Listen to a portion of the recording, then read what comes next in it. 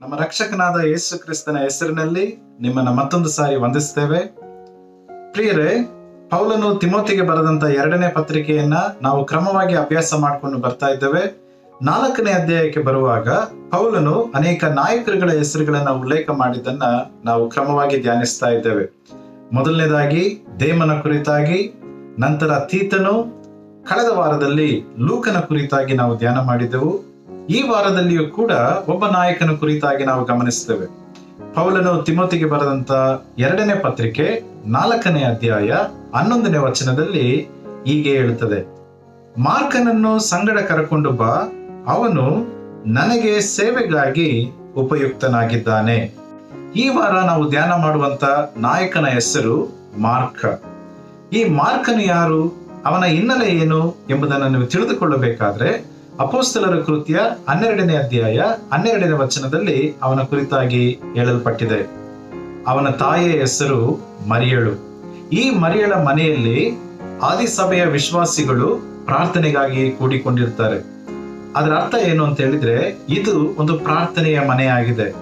ಈ ಮನೆಯಲ್ಲಿ ದೇವರ ವಾಕ್ಯಗಳನ್ನ ಧ್ಯಾನ ಮಾಡ್ತಾ ಇದ್ದಾರೆ ಮತ್ತು ಪ್ರಾರ್ಥನೆ ಮಾಡ್ತಾ ಇದ್ದಾರೆ. ಮಾರ್ಕನ ಕುರಿತಾಗಿ ನಾವು ತಿಳಿದುಕೊಳ್ಳುವಾಗ ಇವನು ಒಬ್ಬ ಕ್ರಿಸ್ತಿಯ ಹಿನ್ನೆಲೆಯಿಂದ ಬಂದಂತ ಒಬ್ಬ ವ್ಯಕ್ತಿಯಾಗಿದ್ದಾನೆ.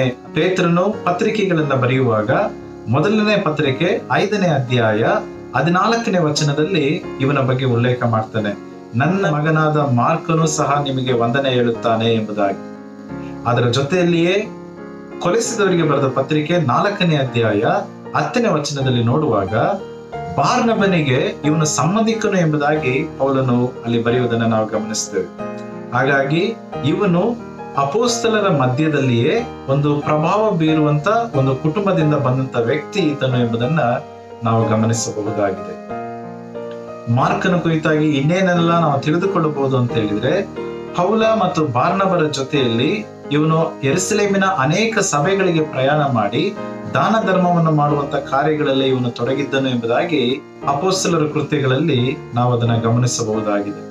ಪ್ರಿಯರೇ, ಅದರ ಜೊತೆಯಲ್ಲಿಯೇ ಮಾರ್ಕನ ಕುರಿತಾಗಿ ನಾವು ಇನ್ನೊಂದು ವಿಚಾರವನ್ನ ಗಮನಿಸಬಹುದು. ಅದೇನು ಅಂತ ಹೇಳಿದ್ರೆ, 4 ಸುವಾರ್ತೆಗಳಲ್ಲಿ ಇವನು ಕೂಡ ಒಂದು ಸುವಾರ್ತೆಯನ್ನ ಬರೆದಿದ್ದಾನೆ. ಅದನ್ನೇ ಮಾರ್ಕನು ಬರೆದ ಸುವಾರ್ತೆ ಎಂಬುದಾಗಿ ಹೊಸ ಒಡಂಬಡಿಕೆಯಲ್ಲಿ ಓದುತ್ತೇವೆ. ಇವನು ಸುವಾರ್ತೆಯನ್ನ ಬರೆದಂತವನು. ಇವನಿಗೆ ಅಪೊಸ್ತಲರ ಜೊತೆಯಲ್ಲಿ ಹೆಚ್ಚಾದಂತ ಒಡನಾಟ ಇತ್ತು. ಇವನು ಪೌಲ ಬಾರ್ನಬರ ಜೊತೆಯಲ್ಲಿ ಯೆರೂಸಲೇಮಿನ ಅನೇಕ ಕಡೆಗಳಲ್ಲಿ ಪ್ರಯಾಣ ಮಾಡಿ ದಾನ ಧರ್ಮವನ್ನ ಮಾಡ್ತಾ ಇದ್ದನು. ಇವನ ತಾಯಿಯ ಹೆಸರು ಮರಿಯಳು. ಇವನು ಒಂದು ಕ್ರಿಸ್ತಿಯ ಕುಟುಂಬದ ಹಿನ್ನೆಲೆಯಿಂದ ಬಂದಂತವನು ಇವನಾಗಿದ್ದನೆಂಬುದನ್ನ ನಾವು ಗಮನಿಸ್ತೇವೆ.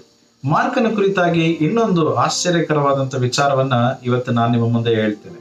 ಪೌಲ ಮತ್ತೆ ಬಾರ್ನಬರು ಸೇವೆಗಾಗಿ ನೇಮಿಸಲ್ಪಟ್ಟು ಪವಿತ್ರಾತ್ಮನಿಂದ ವರಗಳನ್ನು ಹೊಂದಿಕೊಂಡು ಸುವಾರ್ಥ ಪ್ರಯಾಣವನ್ನ ಆರಂಭಿಸ್ತಾರೆ. ಆ ಮೊದಲನೆಯ ಸುವಾರ್ಥ ಪ್ರಯಾಣದಲ್ಲಿ ಈ ಯೋಹಾನನು ಪೌಲ ಬಾರ್ನಬರ ಜೊತೆಯಲ್ಲಿ ಸಹಾಯಕನಾಗಿ ಹೋಗ್ತಾನೆ. ಅವರು ಮೊದಲನೇದಾಗಿ ಕುಪ್ರ ದ್ವೀಪಕ್ಕೆ ಹೋಗ್ತಾರೆ. ಆ ಕುಪ್ರ ದ್ವೀಪದಲ್ಲಿ ಬಹಳಷ್ಟು ಕಠಿಣವಾದಂತ ಜನಗಳಿರ್ತಾರೆ.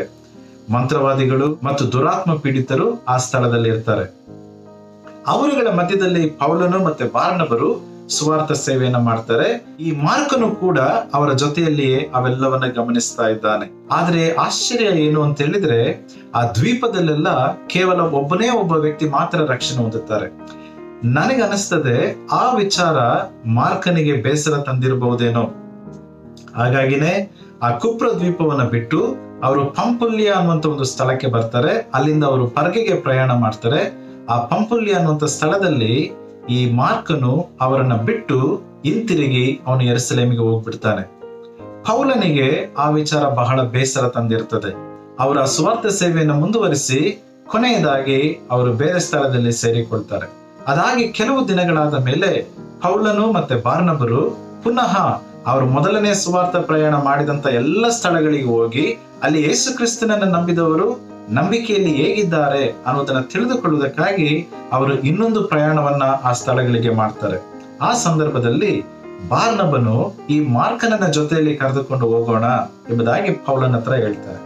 ಆಗ ಪೌಲನು ಬಾರ್ನಬನಿಗೆ ಹೇಳುವಾಗ, ಸುವಾರ್ಥ ಸೇವೆಯ ಮಧ್ಯದಲ್ಲಿಯೇ ಬಿಟ್ಟು ಹೋದವನನ್ನ ಮತ್ತೆ ನಾವು ಜೊತೆಯಲ್ಲಿ ಸೇರಿಸಿಕೊಳ್ಳಬಾರದು ಅನ್ನುವಂತ ಒಂದು ಅಭಿಪ್ರಾಯವನ್ನ ವ್ಯಕ್ತಪಡಿಸ್ತಾನೆ. ಅಪೊಸ್ತಲರ ಕೃತ್ಯ 15ನೇ ಅಧ್ಯಾಯದಲ್ಲಿ ನೀವು ಓದುವಾಗ ನಿಮಗೆ ಗೊತ್ತಾಗ್ತದೆ, ಅವರಿಬ್ಬರ ಮಧ್ಯದಲ್ಲಿ, ಅಂದ್ರೆ ಪೌಲ ಮತ್ತೆ ಬಾರ್ನಬರ ಮಧ್ಯದಲ್ಲಿ ತೀಕ್ಷ್ಣವಾದಂತ ವಾಗ್ವಾದ ಉಂಟಾಗಿ ಅವರು ಬೇರ್ಪಟ್ಟು ಹೋಗ್ತಾರೆ.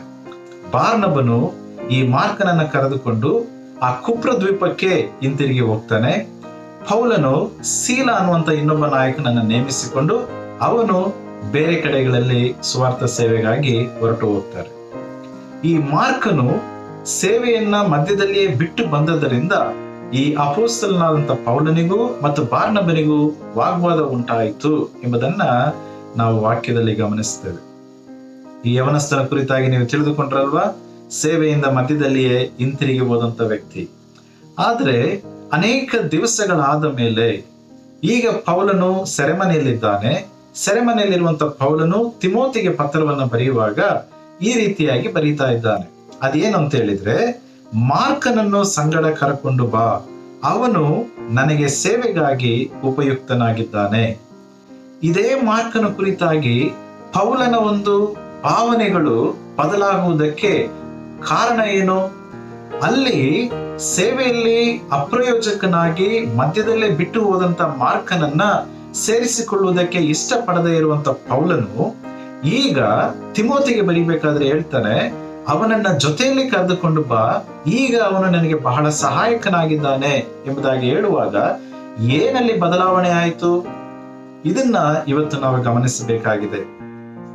ಬಾರ್ನಬನು ಈ ಮಾರ್ಕನನ್ನ ಜೊತೆಯಲ್ಲಿ ಕರೆದುಕೊಂಡು ಹೋಗಿ ಸೇವೆ ಮಾಡುವಾಗ ನಮಗೆ ತಾಳ್ಮೆ ಇರಬೇಕು, ಸೇವೆ ಮಾಡುವಾಗ ನಾವು ಕಷ್ಟಗಳನ್ನ ಸಹಿಸಿಕೊಳ್ಳುವಂತವರಾಗಿರಬೇಕು, ಸೇವೆಯಲ್ಲಿ ಸ್ಥಿರಚಿತ್ತತೆಯನ್ನು ಹೊಂದಿದವರಾಗಿರಬೇಕು ಎಂಬುದಾಗಿ ಬಾರ್ನಬನ ಅವನಿಗೆ ಕಲಿಸಿಕೊಟ್ಟಿರಬಹುದು.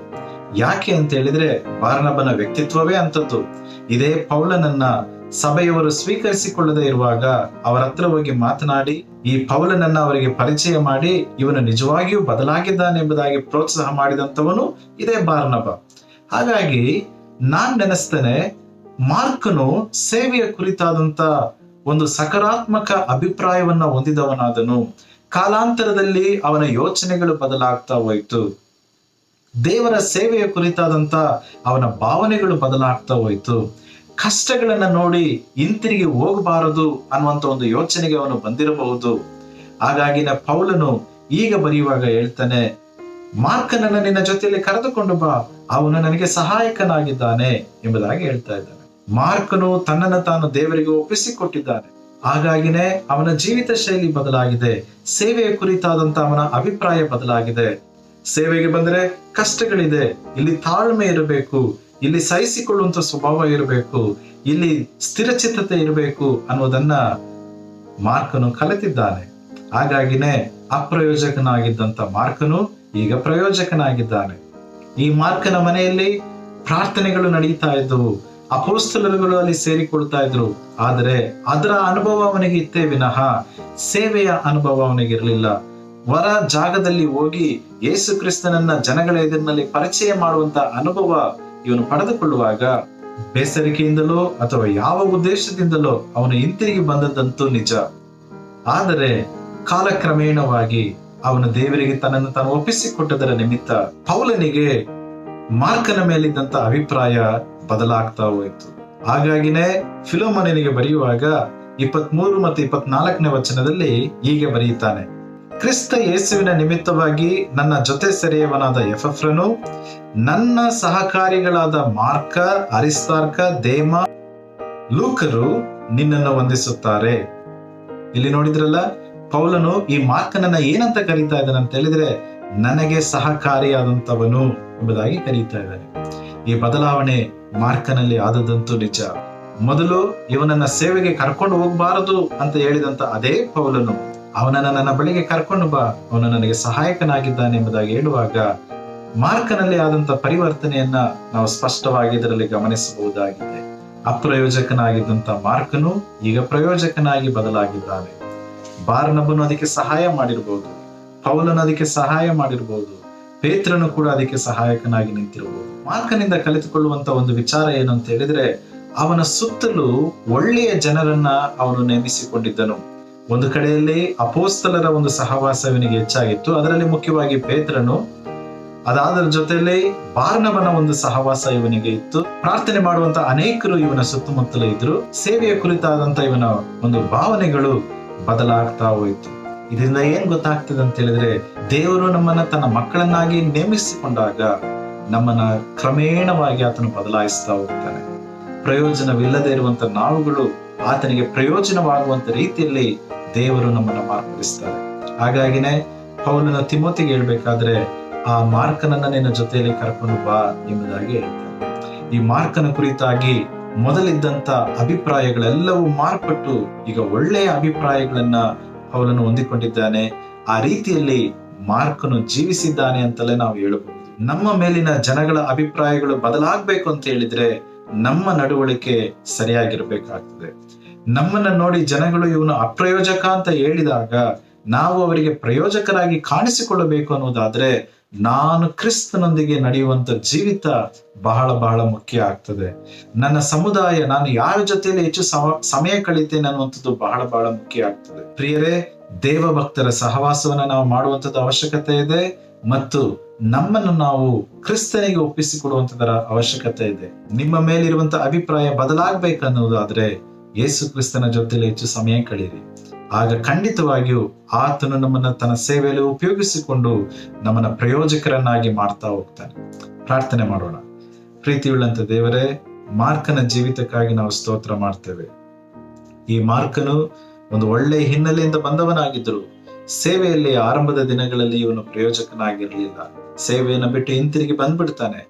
ಆದರೆ ಅವನು ಬಾರ್ನಬನ ಜೊತೆಯಲ್ಲಿ ಸೇರಿ ಸೇವೆಯ ಎಲ್ಲ ವಿಚಾರಗಳನ್ನ ಕಲಿತುಕೊಂಡ ನಂತರ ಅದೇ ಪೌಲನು ಇವನ ಮೇಲಿದ್ದಂತ ಅಭಿಪ್ರಾಯವನ್ನ ಬೇರ್ಪಡಿಸಿಕೊಂಡು ಅವನನ್ನ ಜೊತೆಯಲ್ಲಿ ಕರೆದುಕೊಂಡು ಬಾ, ಅವನ ಸೇವೆಗೆ ಉಪಯೋಗನಾಗಿದ್ದಾನೆ ಎಂಬುದಾಗಿ ಹೇಳುವಾಗ ಮಾರ್ಕನು ಎಷ್ಟರ ಮಟ್ಟಿಗೆ ತನ್ನನ್ನು ತಾನು ನಿನಗೆ ಸಮರ್ಪಿಸಿಕೊಂಡನು ಎಂಬುದನ್ನ ನಾವು ಅದರಲ್ಲಿ ತಿಳಿದುಕೊಳ್ಳಬಹುದಾಗಿದೆ.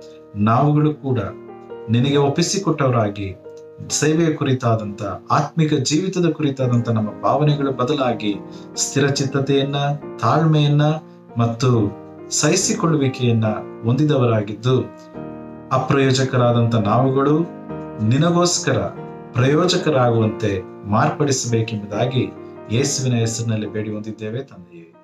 ಆಮೆನ್.